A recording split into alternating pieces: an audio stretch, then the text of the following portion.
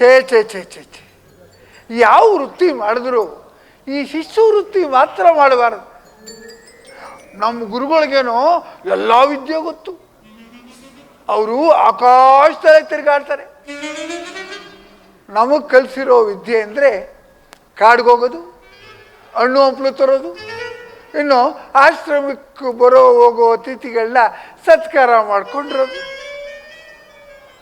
ನಮ್ಮನ್ನ ಇವರು ಶಿಷ್ಯರನ್ನಾಗಿಟ್ಕೊಂಡಿರೋದ್ರಿಂದಲೇ ಇವರು ಪಕ್ಕಾ ಬ್ರಹ್ಮಚಾರಿಗಳಾಗಿರೋಕ್ಕೆ ಸಾಧ್ಯ.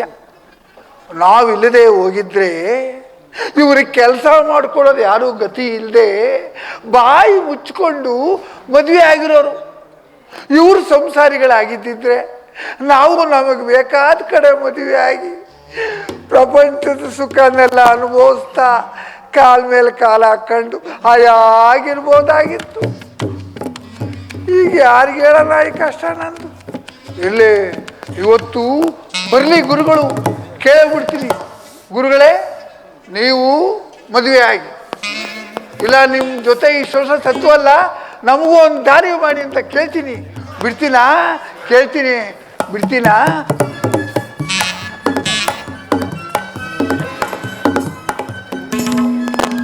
ಅಯ್ಯಪ್ಪ, ಅಯ್ಯೋ ಅಯ್ಯೋ ಅಯ್ಯೋ, ಇದೇನಪ್ಪ ಇದು?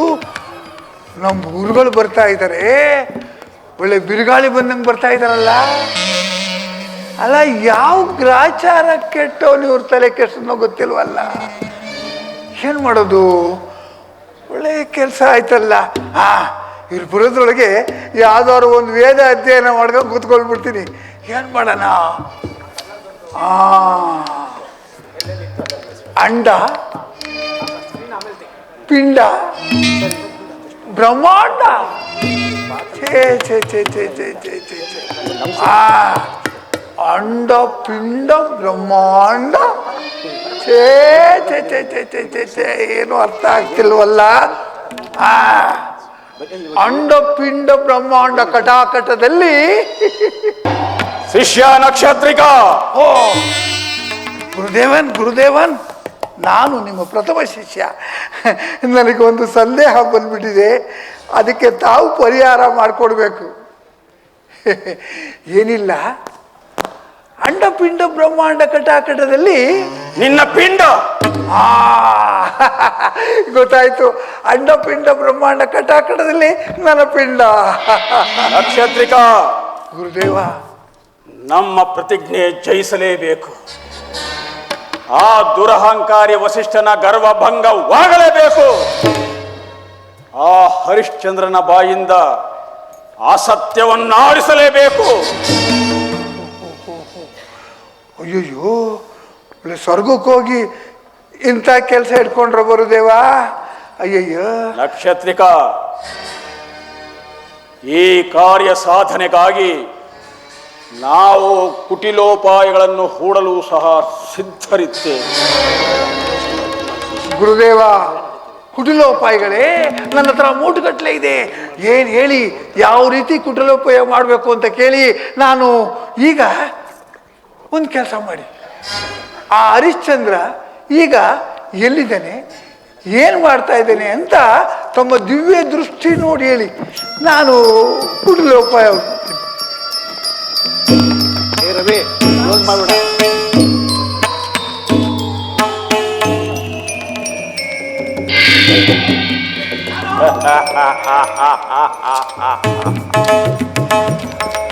ಹರಿಶ್ಚಂದ್ರನು ಈಗ ರಾಜಸೂಯ ಯಾಗ ಪ್ರತೇಜೋ ವಿರಚಿತನಾಗಿ ಸೂರ್ಯವಂಶ ಪ್ರದೀಪಕನಾಗಿ ದಾನವ್ರತದಲ್ಲಿ ತೊಡಗಿದ್ದಾನೆ.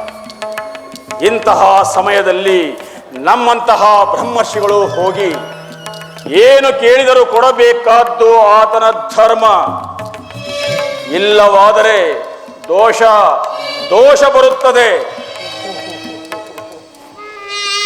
ಗುರುದೇವ, ನಾವು ಸಹಾಯ ಕೇಳಬೇಕಾದ್ರೆ ಸರಿಯಾದನ್ನೇ ಕೇಳಬೇಕು. ಅವನ ಕೈಲಿ ಕೊಡಕ್ಕಾಗಬಾರ್ದು, ಆ ರೀತಿ ಸಹಾಯ ಕೇಳಬೇಕು. ಒಂದು ಕೆಲಸ ಮಾಡಿ, ಒಂದು ದೊಡ್ಡ ಮಾತಂಗ ಮೇಲೆ ಒಬ್ಬ ಬಲಶಾಲಿಯಾದ ವ್ಯಕ್ತಿ ನಿಂತ್ಕೊಂಡು ಒಂದು ಕವಣೆಯಿಂದ ರಿವ್ ಅಂತ ಆಕಾಶಕ್ಕೆ ಎಸೆದ್ರೆ ಅದು ಎಷ್ಟು ಎತ್ತರ ಹೋಗುತ್ತೋ ಅಷ್ಟು ಎತ್ತರ ಸುವರ್ಣ ರಾಶಿ ಕೇಳಿ ಕೊಡಕ್ಕೆ ಆಗಲ್ಲ. ಸಾಕು ಸಾಕು ನಿನ್ನ ಬಡಬಡಿಕೆ. ಹೌದೌದು, ನನ್ನ ಬಡವಡಿಕೆಲೆ ನಿಮ್ಗೆ ಏನಾದ್ರು ಬುಡಬುಡಿಕೆ ಸಿಗುತ್ತೇನೋ. ಪ್ರಯಾಣಕ್ಕೆ ಸಿದ್ಧನಾಗು.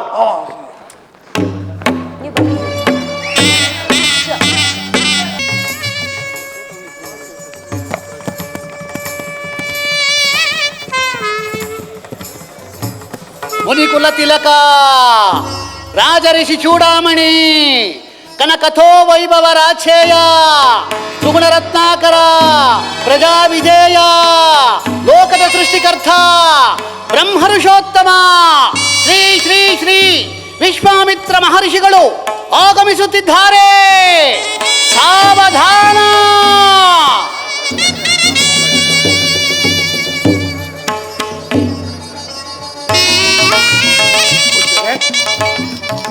ಪ್ರಣಾಮಗಳು. ಪೂಜ್ಯರಿಗೆ ನಮಸ್ಕರಿಸಿ. ದೀರ್ಘಾಯುಷ್ಮಾನ್ ಭವ, ಸುಮಂಗಲೀ ಭವ, ಚಿರಂಜೀವಿ ಭವ. ಬನ್ನಿ ಪೂಜ್ಯರೇ, ಬನ್ನಿ, ಪೀಠವನ್ನು ಅಲಂಕರಿಸಿ. ಪೂಜ್ಯರೇ, ತಮ್ಮ ಆಗಮನದಿಂದ ನನ್ನ ರಾಜ್ಯ ಪುನೀತವಾಯಿತು. ಹರಿಶ್ಚಂದ್ರ ನಿರಂತರ ಧರ್ಮ ಪಾರಾಯಣನಾಗಿ ಶುಭಚರಿತನಾಗಿ ಸೂರ್ಯವಂಶಕ್ಕೆ ಅಪಾರ ಕೀರ್ತಿಯನ್ನು ತಂದಿರುವೆ. ನಿನ್ನನ್ನು ನೋಡಿ ನಮಗೆ ಹೆಮ್ಮೆ ಅನಿಸಿದೆ. ಇದೆಲ್ಲವೂ ತಮ್ಮ ಆಶೀರ್ವಾದ ಗುರುದೇವ. ಹರಿಶ್ಚಂದ್ರ, ನಾವೀಗ ಕಾರ್ಯಾರ್ಥವಾಗಿ ಬಂದಿದ್ದೇವೆ. ಅಪ್ಪಣೆ ಮಾಡಿ, ಶಿರಸಾವಹಿಸಿ ಪರಿಪಾಲಿಸುತ್ತೇನೆ. ಪರಮೇಶ್ವರನ ಪ್ರೀತಿಗಾಗಿ ಒಂದು ಮಹಾಯಾಗವನ್ನು ಆಚರಿಸಲಿದ್ದೇವೆ. ಅದಕ್ಕೆ ಬೇಕಾಗುವಷ್ಟು ಹಣವನ್ನು ನಿನ್ನಿಂದ ಪರಿಗ್ರಹಿಸಬೇಕೆಂದು ಸಂಕಲ್ಪಿಸಿ ಬಂದಿದ್ದೇವೆ. ಹೇಳಿ ಗುರುದೇವ. ಮಹಾರಾಜ, ನಮ್ಮ ಗುರುಗಳು ಮನಸ್ಸು ಮಾಡಿದ್ರೆ ಆ ಕುಬೇರನೇ ಬಂದು ಬೇಕಾದಷ್ಟು ಧನರಾಶಿ ಕೊಟ್ಟು ಬಿಡ್ತಾನೆ. ಆದರೆ ನಮ್ಮ ಗುರುಗಳಿಗೆ ನಿನ್ನ ಮೇಲೆ ಆಗ್ರಹದಿಂದ ನಿನ್ನ ಮೇಲೆ ಅನುಗ್ರಹದಿಂದ ನಿನ್ನೆ ಕೇಳ್ತಾ ಇದ್ದಾರೆ ಅಲ್ವೋ ಗುರುದೇವ? ಕೃತಾರ್ಥನಾದೆ. ಅಪ್ಪಣೆ ಮಾಡಿ ಗುರುದೇವ. ಎಷ್ಟು ರಾಶಿ ಧನ ಬೇಕು? ಒಂದು ಮಹೋನ್ನತವಾದ ಮಾತಂಗದ ಮೇಲೆ ಒಬ್ಬ ದೀರ್ಘಕಾಯನು ಮಹಾಬಲಶಾಲಿಯಾದ ವ್ಯಕ್ತಿಯು ನಿಂತು ಒಂದು ಕವಣೆಯಿಂದ ಕವಡೆಯನ್ನು ಆಕಾಶದೆತ್ತರಕ್ಕೆ ರಿವ್ವಿದರೆ ಅದು ಎಷ್ಟು ಎತ್ತರ ಸಾಗುವುದೋ ಅಷ್ಟು ಎತ್ತರದ ಸುವರ್ಣ ರಾಶಿ. ಕೇಳಿದ ತಕ್ಷಣವೇ ನೀವು ಕೇಳಿದಷ್ಟು ಧನರಾಶಿ ತಮ್ಮದಾಯಿತು. ನಕ್ಷತ್ರಿಕ, ಅಲ್ಲ, ಅದನ್ನೆಲ್ಲ ಯಾವ ರೀತಿ ಒತ್ಕೊಂಡು ಹೋಗೋದು ಅಂತ ಯೋಚನೆ ಮಾಡ್ತಾ ಇದ್ದೆ. ಸತ್ಯಕೀರ್ತಿ ಪ್ರಭು, ಪೂಜ್ಯರು ಹೇಳಿದಷ್ಟು ಹಣವನ್ನು ಆನೆಗಳ ಮೇಲೆ ಹೇರಿ ಅವರ ಆಶ್ರಮಕ್ಕೆ ತಲುಪಿಸುವ ವ್ಯವಸ್ಥೆ ಮಾಡಿ. ತಮ್ಮ ಚಿತ್ತ ಪ್ರಭು. ಹರಿಶ್ಚಂದ್ರ, ನಿನ್ನ ದಾನಶೀಲತೆಗೆ ನಾವು ಮೆಚ್ಚಿದೆವು. ಆದರೆ ಈ ಧನವನ್ನು ಈಗಲೇ ಕಳುಹಿಸಿಕೊಡಬೇಕಾದ ಅಗತ್ಯವಿಲ್ಲ. ಆಗಬೇಕಾದ ಕೆಲಸಗಳು ಇನ್ನೂ ಅನೇಕವಿವೆ. ಯಜ್ಞವಸರ ಬಂದಾಗ ನಾವೇ ಹೇಳಿ ಕಳಿಸಿಕೊಡುತ್ತೇವೆ. ಅಲ್ಲಿವರೆಗೂ ನಮ್ಮ ಧನರಾಶಿ ನಿಮ್ಮ ಭಂಡಾರದಲ್ಲಿ ಭದ್ರವಾಗಿರಲಿ. ಮಹರ್ಷಿಗಳೇ, ತಮಗೆ ತಿಳಿಯದ್ದೇನಿದೆ, ಕಾಲವು ಯಾವಾಗಲೂ ಒಂದೇ ರೀತಿಯಾಗಿರುವುದಿಲ್ಲ. ಆದ್ದರಿಂದ ತಮಗೆ ಕೊಟ್ಟಿದ್ದ ಧನವನ್ನು ತಮ್ಮ ಜೊತೆಯಲ್ಲಿಯೇ ತೆಗೆದುಕೊಂಡು ಬೇಕೆಂದು ಮನವಿ. ಅಂದರೆ ನಮ್ಮ ಧನವನ್ನು ನಿಮ್ಮಲ್ಲಿ ಇರಿಸಿಕೊಳ್ಳಲು ಸಾಧ್ಯವಿಲ್ಲವೆಂದು ಹೇಳಿ ನಮ್ಮ ಆಜ್ಞೆಯನ್ನು ತಿರಸ್ಕರಿಸುವಿರಾ? ಕ್ಷಮಿಸಿ ಪೂಜ್ಯರೇ. ಸತ್ಯಕೀರ್ತಿ ಪ್ರಭು, ಪೂಜ್ಯರೇ, ತಮ್ಮ ಅಪ್ಪಣೆಯಂತೆಯೇ ಆಗಲಿ. ಒಳ್ಳೆಯದು. ಬನ್ನಿ ಪೂಜ್ಯರೇ, ನಮ್ಮ ಆತಿಥ್ಯವನ್ನು ಸ್ವೀಕರಿಸಿ ನಮ್ಮನ್ನು ಆಶೀರ್ವದಿಸಿ. ಆತಿಥ್ಯ ಆತಿಥ್ಯ. ಆಗಲಿ.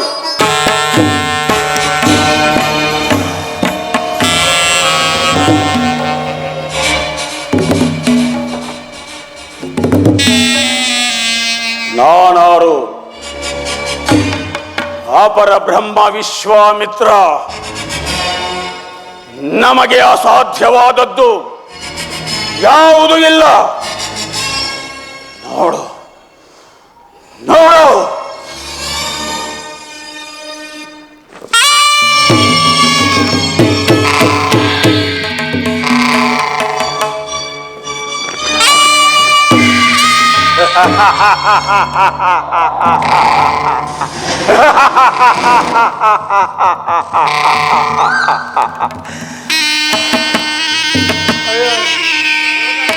ಅಯ್ಯೋ ಅಯ್ಯೋ ಗುರುದೇವ, ಈ ಕ್ರೂರ ಮಗುನ ಇಲ್ಲಿ ಸೃಷ್ಟಿ ಮಾಡಿಬಿಟ್ರಲ್ಲ, ನಾವು ಅಲ್ಲಿಗೆ ಹೋಗೋದಾದ್ರೂ ಹಾಗೆ, ತಾವು ಮಾಡೋ ಕೆಲಸ ಎಲ್ಲ ಹೀಗೆ. ಕಷ್ಟವಲ್ಲವೋ ನಕ್ಷತ್ರಿಕ? ಅರಣ್ಯವೆಲ್ಲವೂ ಅಲ್ಲೋಲ ಕಲ್ಲೋಲವಾಗಬೇಕು.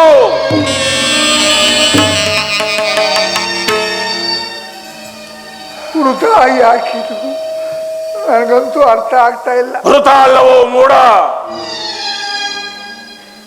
ಈ ಮೃಗಗಳ ಹಾವಳಿಗೆ ಅರಣ್ಯವಾಸಿಗಳನ್ನು ರಕ್ಷಿಸಲು ಹರಿಶ್ಚಂದ್ರನು ಬೇಟೆಗಾಗಿ ಅರಣ್ಯಕ್ಕೆ ಬರಲೇಬೇಕು.